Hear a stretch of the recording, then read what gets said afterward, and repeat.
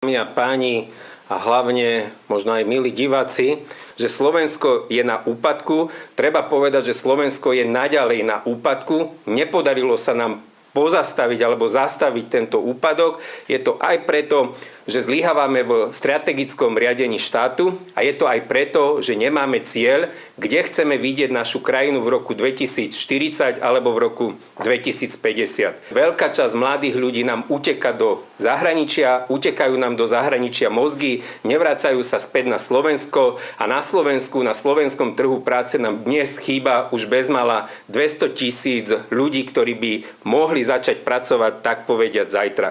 Slovenská republika sa za posledné 2 roky prepadla v konkurencieschopnosti a my sme sa posunuli negatívnym smerom o viac ako 13 priečok a dnes obsadzujeme asi 63.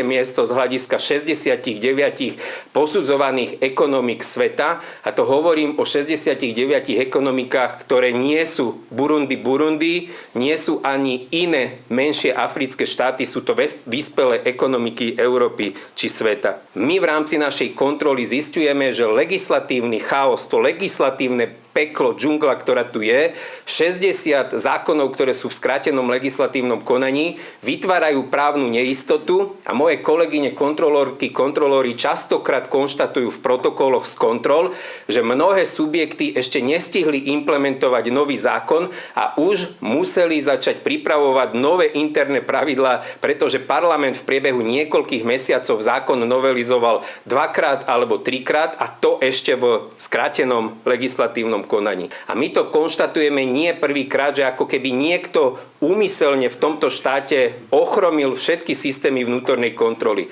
My dnes nevieme dostať uistenie, že tie veci, ktoré sa rozhodujú na ministerstvách, štátnych, verejných inštitúciách, či tie rozhodnutia niekto kontroluje, pretože je výrazná personálna i odborná poddimenzovanosť. Že Slovensko potrebuje zásadnú reformu v jeho fungovaní. Zásadná reforma musí ísť ruka v ruke s tým, že skončia politici, tí, ktorí rozhodujú o použití verejných financií, verejného majetku, uplatňovať filozofiu nezodpovednosti a že prestanú vo svojom rozhodovaní uplatňovať filozofiu plytvania. Na Slovensku to vyzerá tak, ako keby sa rozhodovalo pre dnešok a zajtrajšok a ako keby tí, ktorí rozhodujú, vyznávali filozofiu po nás potopa. Takéto riadenie krajiny prinieslo zadlženie štátu na úrovni už bezmála 83 miliárd. V budúcom roku sa môžeme dostať už na 90 miliárd.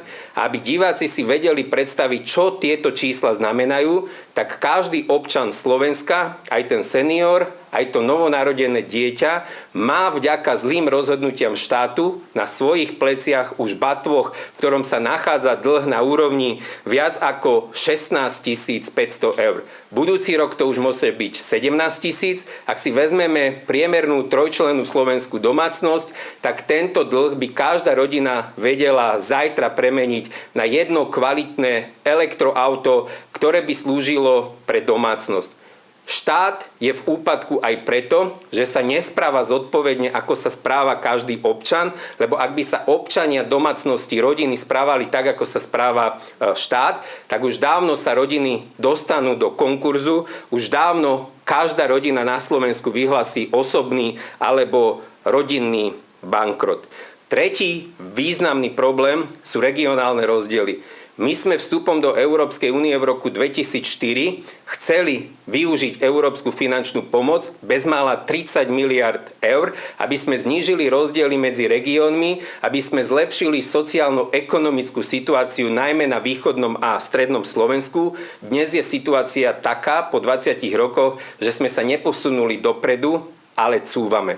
Dnes sa do ohrozenia chudobou, pod hranicu chudoby dostáva skoro 1 milión obyvateľov našej krajiny. Sú to ľudia, ktorí sú opäť odkazaní na sociálnu pomoc štátu a ak nedokážeme zlepšiť hospodársky rast, nedokážeme vyrobiť peniaze, ktoré by týmto ohrozeným skupinám obyvateľov vedeli pomôcť. A posledný, ten najpodstatnejší asi problém, prečo je Slovensko v úpadku, je neustále bezhlavé zadlžovanie sa. V tomto roku sme predpokladali, že schodok štátneho rozpočtu bude 6,2 miliardy, už v tejto chvíli je o 100 miliónov vyšší, celkový dlh štátu sa už šplhá na úroveň viac ako 81 miliárd a peniaze, ktoré aj získavame vďaka konsolidácii, tieto zdroje nepodporujú ekonomický rast, neprispievajú k tomu, aby peniaze vyrábali nové peniaze, ale sú míňané napríklad na dôchodkový systém, sú míňané na splácanie štátneho dlhu, pretože už v tomto roku nás správa štátneho dlhu vychádza na 2 miliardy eur. Ak konsolidácia priniesla do štátneho rozpočtu približne 3,2-3,3 miliardy, tak ak si vezmete to, čo musí štát dofinancovať, aby sociálna poisťovňa vedela vyplácať dôchodky, a ak si vezmete objem, ktorý musíme mať našetrený pre splácanie štátneho dlhu, tak už sme na úrovni viac ako 4 miliard eur a občania zo svojich daní, odvodov, poplatkov štátu dali o 3,3 miliardy viac a ešte sme to ani nepoužili na ekonomický rozvoj a už sme to minuli na iné aktivity. Ak nezačneme vyvodzovať osobnú zodpovednosť, a to nie len pracovnoprávnu, ale aj trestnoprávnu voči tým, ktorí spreneverili desiatky, stovky miliónov eur svojimi zlými rozhodnutiami, nedokážeme sa posunúť na lepšie priečky z hľadiska vnímania našej krajiny v zahraničí.